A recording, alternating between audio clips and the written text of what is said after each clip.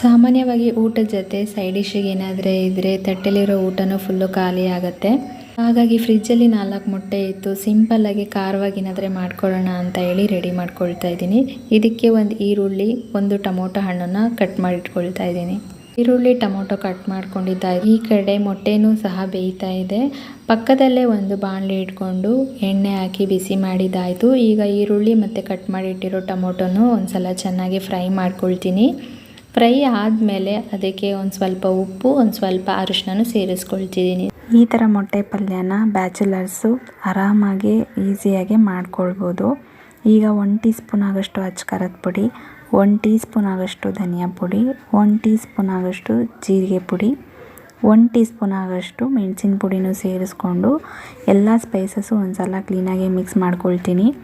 ಇದ್ರ ಜೊತೆಗೆ ಒಂದು ಸ್ವಲ್ಪ ನೀರನ್ನು ಸೇರಿಸಿ ಲಿಡ್ ಕ್ಲೋಸ್ ಮಾಡಾದಮೇಲೆ ಒಂದು ಸ್ವಲ್ಪ ಬೇಯಕ್ಕಿಡ್ತೀನಿ.